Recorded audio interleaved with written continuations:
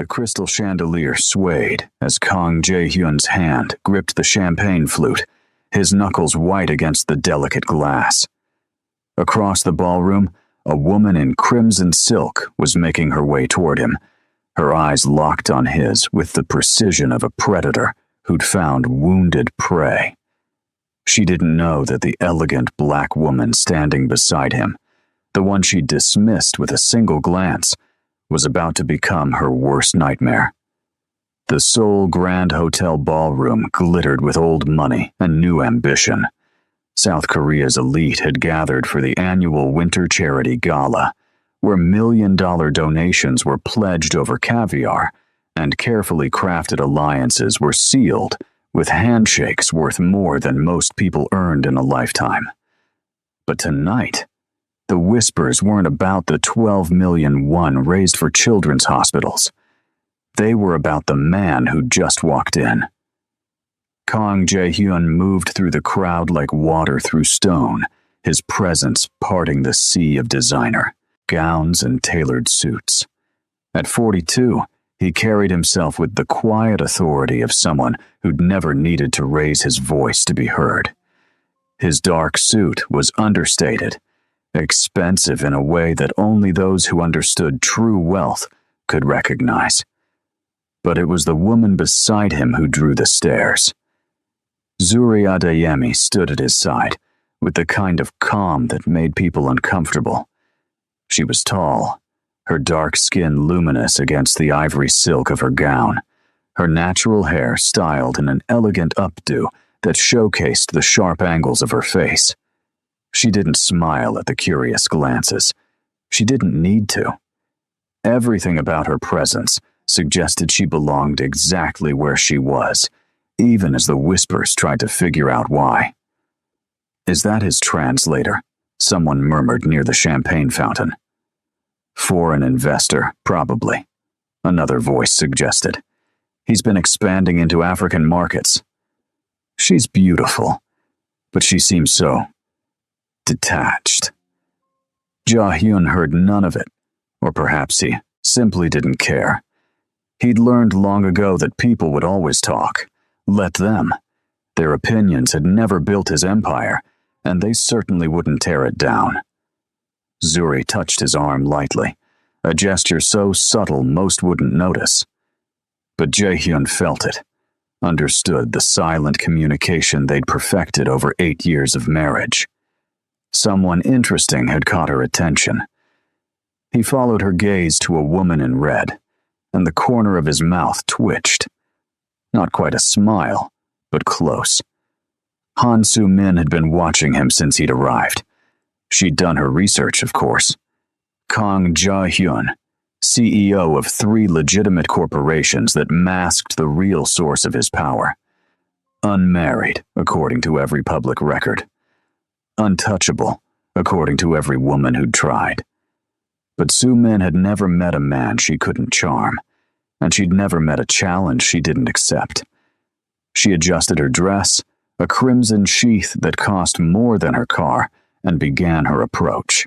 The black woman beside him was clearly some kind of employee, pretty enough, but obviously not Korean, and therefore not a real threat. Soo-min had seen this before. Powerful men who kept exotic companions for appearances at international events. This would be easier than she thought. "Mr. Kang," Soo-min purred as she reached them, her voice pitched perfectly between professional and promising. "I've been hoping to meet you all evening." Jae-hyun turned to her with the expression of someone encountering a mildly interesting painting. "Have you?" It wasn't a question, but Soo-min treated it like an invitation. "I'm Han Soo-min. My family does import-export with Southeast Asia. I think we could have much to discuss about expansion opportunities." "I'm sure we could," Jae-hyun said, his tone giving away nothing. Soo-min's smile widened. She'd expected more resistance. This was going better than planned. She took a half-step closer, invading the space that most people instinctively respected around him. "I've heard so much about your business acumen. They say you can spot a valuable opportunity from a mile away. Do they? Again, not a question.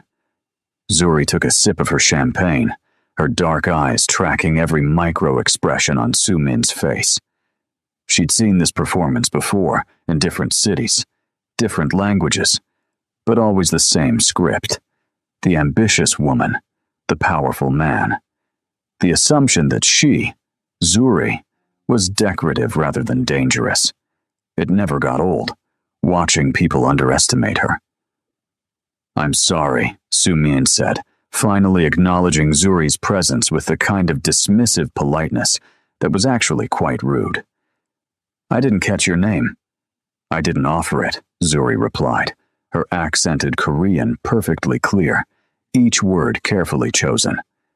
Su-min's smile faltered for just a moment before recovering. "Well, I'm sure you understand that Mr. Kang and I have business to discuss.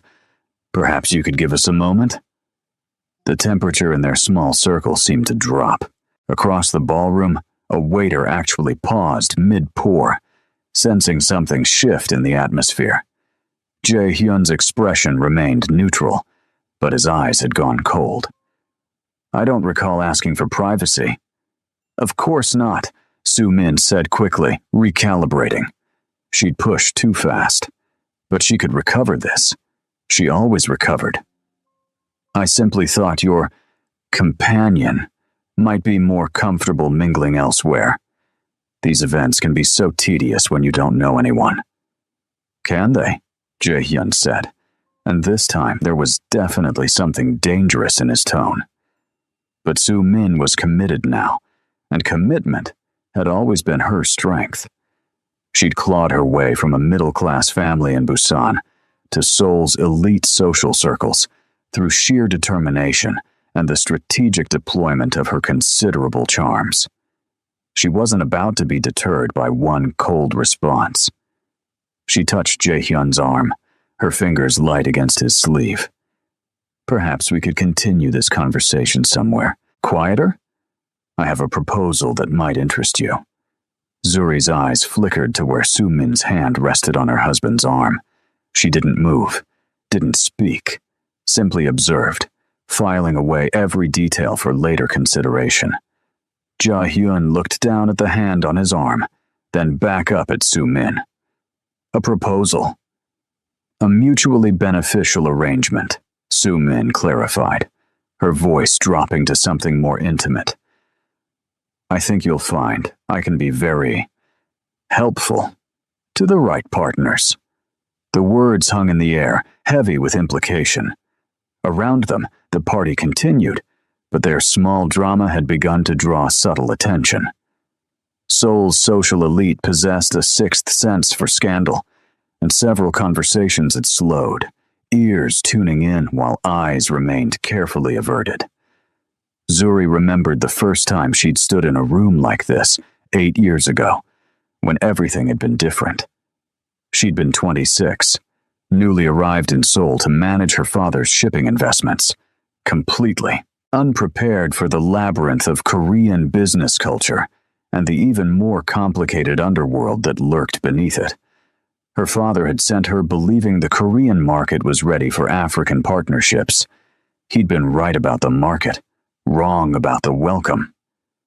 The night she'd met Jae-hyun, she'd been cornered at a business dinner by 3 men who'd made it clear that foreign women, especially black women, weren't wanted in their negotiations. They'd been drunk enough to be bold, sober enough to be dangerous. Jae-hyun had appeared like smoke, his presence scattering them before he'd said a single word. "You're out of your depth," he'd told her afterward, his English accented but precise. "This world eats people like you." "People like me?" she'd challenged, angry at the assumption. "Honest people," he'd clarified. "People who think rules matter." She should have walked away.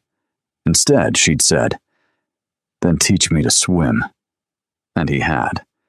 Not because he'd wanted something from her, but because he'd recognized something in her that he'd lost in himself, a kind of stubborn integrity that refused to bend. over months of careful conversation, they'd built something unexpected. Trust. Understanding. Eventually, love, though neither had used the word for a long time. She'd taught him that there were different kinds of strength. He'd taught her that survival sometimes required silence. Their marriage had been private, witnessed by only 3 people. Jae-hyun had explained that in his world, loved ones were targets. If no one knew she was his wife, no one could use her against him. Zuri had understood. She'd also understood that this meant living in shadows, being dismissed, underestimated, invisible. She'd become very good at being invisible. Back in the present, Soo-min was still talking, her hand still on Jae-hyun's arm, her confidence growing with each passing second. He didn't reject her outright. "I'm staying at the hotel," Soo-min said, her meaning crystal clear. "Room 2847. If you'd like to discuss this proposal in private, I'll be available after the gala." Jae-hyun's expression remained unreadable. How generous. Soo-min took this as encouragement. She leaned in closer, her voice a whisper, meant only for him, though Zuri heard every word. "I know what powerful men need, Mr. Kang, and I know how to be discreet." "Discretion is valuable," Jae-hyun agreed. Emboldened, Soo-min finally turned her full attention to Zuri. "I'm sure you understand that Mr. Kang and I need to discuss business. Perhaps you could entertain yourself elsewhere for the rest of the evening." Zuri met her gaze with eyes that held no anger, no jealousy, nothing but a calm assessment that made Soo-min inexplicably uncomfortable. "I'm quite entertained where I am," Zuri said softly. Soo-min's smile turned sharp. "I'm not sure you understand your position here." "My position." Zuri repeated the words as if tasting them. "Please, enlighten me." "Look," Soo-min said, her patience wearing thin. "I don't know what your arrangement is with Mr. Kang, and frankly, I don't care. But this is Seoul, not wherever you're from. There are hierarchies here, expectations, and right now, you're in the way." The ballroom had gone noticeably quieter. Dozens of conversations continued, but the attention was focused on their small group, waiting for the explosion everyone could sense building. Jae-hyun sipped his champagne, his expression almost bored. But those who knew him, really knew him, would have recognized the stillness that came before the storm. Zuri set down her glass with precise care. "In the way of what, exactly?" "Of opportunity," Soo-min said bluntly. "I'm offering Mr. Kang something valuable. You're just decoration." The word landed like a slap. Zuri smiled then, a small curve of her lips that didn't reach her eyes. "Decoration?" "I don't mean to be rude," Soo-min said, though her tone suggested otherwise. "But you must know that men like Mr. Kang, they appreciate beautiful things from exotic places. That doesn't mean those things have real value in our world." "Our world," Zuri echoed. "Korean society," Soo-min clarified. "This is our culture, our business structure, our rules. You're a guest here at best. It's nothing personal, just reality." Jae-hyun finally moved, a subtle shift that drew every eye. He didn't touch Soo-min, didn't raise his voice, but when he spoke, the entire ballroom seemed to hold its breath. "Tell me more about these rules," he said quietly. "I'm fascinated by your understanding of them." Soo-min, misreading his tone entirely, beamed. "Well, for one, loyalty is everything in our culture. Knowing your place, respecting hierarchy, understanding that some people are simply more important than others." "Some people," Jae-hyun repeated. "Yes," Soo-min said eagerly. "Korean people understand this instinctively. But foreigners, they often don't grasp the subtleties. They think they can just walk into our world and demand equal treatment. Zuri's expression remained serene, but her eyes had gone very still. Su-min, sensing victory, pressed on. I'm not saying this to be cruel, truly, but someone should explain to your companion that she's embarrassing herself by trying to compete where she doesn't belong. Compete, Zuri said softly. Is that what you think I'm doing? What else would you call it? Su-min laughed, a brittle sound. Clinging to a man who's clearly interested in more suitable company. It's pathetic. The word hung in the air like poison. Jae-hyun set down his glass. The small sound of crystal touching marble might as well have been a gunshot. Around the ballroom, conversation stopped entirely. Everyone was watching now, pretense abandoned. Ms. Han, Jae-hyun said, his voice carrying in the sudden silence. I'm curious about something. Su-min turned to him, triumph written across her features. Yes? In your research about me, what exactly did you learn? That you're one of the most powerful men in Seoul, Su-min said immediately. That you control interests across multiple industries. That you're unmarried and very selective about your associates. Unmarried, Jae-hyun repeated. According to what source? For the first time, uncertainty flickered across Su-min's face. Every public record, every article. There's never been any mention of a wife or a romantic partner. No, Jae-hyun agreed. There hasn't been, has there? The uncertainty bloomed into confusion. I don't understand. Zuri made a small gesture, barely more than a movement of her fingers. Across the ballroom, two men in dark suits began moving through the crowd. They didn't hurry. They didn't need to. Ms. Han, Jae-hyun continued, you've made several interesting assumptions tonight. Would you like to know which one was the most costly? Su-min's confidence was crumbling now, replaced by the dawning awareness that she'd miscalculated badly. I don't. You assumed that invisibility equals insignificance, Jae-hyun said. You saw someone who didn't fit your understanding of power and decided they had none. He turned to Zuri, and his entire demeanor shifted. The cold businessman vanished, replaced by something warmer, something real. He extended his hand to her, a gesture of invitation and respect. Zuri took it, rising from her position beside him to stand slightly forward. Suddenly, she was the center of gravity in their small constellation, and Jae-hyun had become the one orbiting. This is Zuri Adeyemi Kang, Jae-hyun said, his voice carrying across the ballroom. My wife of 8 years. The reason there's no public record of our marriage is because I value her life more than I value transparency. The ballroom erupted in whispers. Su-min had gone pale. Your wife. My wife, Jae-hyun confirmed. My partner. The person who has built half of everything you admired about my empire. Zuri smiled, still serene, still calm. Hello, Ms. Han. Now that we've been properly introduced, shall we discuss those rules you mentioned? I didn't know, Su-min stammered. No, Zuri agreed. You didn't. You saw a black woman standing beside a Korean man and made assumptions. You saw someone quiet and decided they were weak. You saw someone smiling and thought they were harmless. She took a step forward, and despite her gentle tone, Su-min retreated. Let me teach you something about power, Zuri continued. Real power doesn't announce itself. It doesn't need to.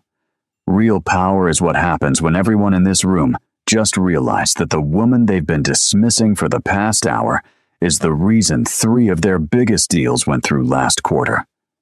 Around the ballroom, several faces had gone very pale indeed. Zuri's work in the shadows had touched more lives than most realized. You talked about loyalty, Zuri said, about hierarchy, about knowing your place. So let me help you find yours. She made another small gesture.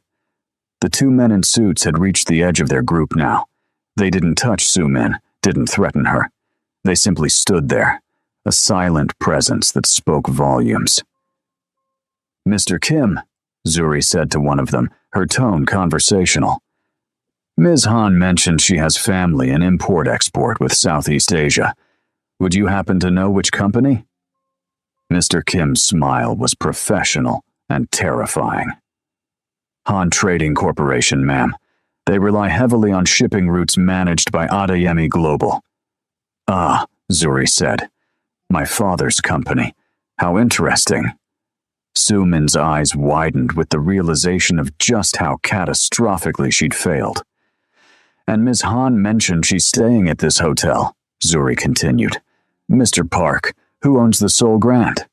The Kang Group, ma'am, Mr. Park replied, through your husband's holdings. Zuri turned back to Su-min. So you've propositioned my husband in a hotel we own, threatened a woman whose father controls your family's shipping, routes, and insulted me in front of everyone who matters in Seoul society. Have I summarized correctly? Su-min opened her mouth, but no words came out. Here's what's going to happen, Zuri said, her voice still gentle, still calm, which made it all the more frightening. You're going to leave this gala quietly. You're going to go home and think very carefully about the choices you've made tonight. And then you're going to decide what kind of person you want to be. I'm sorry, Su-min whispered. I didn't mean. I didn't know. Yes, Zuri said. That's the problem. You didn't know because you didn't look. You saw what you expected to see and acted accordingly. That's not ambition, Ms. Han. That's laziness. Jae-hyun spoke for the first time in several minutes. We're not going to destroy your family's business. We're not going to blacklist you from Seoul society. We're not going to do anything at all. Su-min looked up, hope flickering in her eyes. We don't need to, Jae-hyun continued. Everyone in this room just watched you make a fool of yourself. Everyone in this room just learned that you're the kind of person who insults a man's wife to his face because you assumed she didn't matter. Your reputation will take care of itself. And he was right. Around the ballroom, people were already turning away, conversations resuming, but with a new edge. Su-min's name would be whispered now, but not with envy. With warning. Mr. Kim stepped forward slightly. Ma'am, shall I escort Ms. Han to her room? Zuri considered. No. Ms. Han can find her own way. She's very good at knowing where she belongs, remember. Su-min stood frozen for another moment, the full weight of her humiliation settling over her. Then, with whatever dignity she could salvage, she turned and walked toward the exit. The crowd parted for her, but not with respect, with pity. As she disappeared through the gilded doors, Zuri turned to her husband. That was entertaining. Was it? Jae-hyun's mouth quirked. I thought it was rather sad. Both things can be true. They moved back into the party as if nothing had happened, but everything had changed. People approached Zuri now, properly introduced themselves, showed her the respect they should have offered from the beginning. She accepted it all with grace, knowing that fear and respect often looked the same in ballrooms like this. An hour later, when they were finally alone in the car heading home, Jae-hyun took her hand. You could have ended her. I could have, Zuri agreed, but I didn't need to. She ended herself. Still, he said, the way you handled it, you're terrifying, you know that. Zuri laughed, the first genuine laugh of the evening. Says the Mafia Boss. I threaten people with guns, Jae-hyun said. You threaten them with consequences and make them apologize for it. That's much scarier. I learned from the best, Zuri said, squeezing his hand. They drove in comfortable silence for a while, the lights of Seoul streaming past their windows. Jae-hyun was the one who finally spoke again. Do you ever regret it? The invisibility? Zuri considered the question seriously. Sometimes. It would be easier if people knew from the start. But then I remember that invisibility is a kind of power, too. People show you who they really are when they think you don't matter. And tonight? Tonight, Ms. Han showed us exactly who she is. Ambitious without strategy, bold without intelligence, confident without cause. She's not the only one, Jae-hyun said quietly. There will be others. I know, Zuri said. There always are. But that's fine. Let them come. Let them make their assumptions. Every person who underestimates me is a person who's already lost. 3 days later, the fallout from the gala continued to ripple through Seoul's elite circles. Han Soo-min's sponsors had quietly withdrawn their support. Invitations to exclusive events had stopped arriving. Her family's business hadn't been directly targeted, but somehow their shipping contracts had become more complicated, their routes less efficient. Nothing could be traced back to the Kangs. Nothing ever could. Soo-min sat in her apartment, staring at her phone, watching her social media following drop by the hundreds. Someone had leaked what happened at the gala, not the full story, just enough. Just the fact that she'd tried to seduce a married man by insulting his wife. In Seoul's social hierarchy, there were recoverable mistakes. This wasn't one of them. Her mother called. What did you do? Soo-min couldn't answer. What could she say? That she'd been so blinded by ambition she'd forgotten to see clearly? That she'd assumed power looked a certain way and dismissed everything that didn't fit the pattern? That she'd confused silence for weakness, and it had cost her everything? Meanwhile, in the Kang residence, Zuri sat in her study, reviewing shipping manifests and trade agreements. This was her real work, the invisible labor that kept empires running while others claimed the glory. She didn't mind. Power that needed recognition wasn't power at all.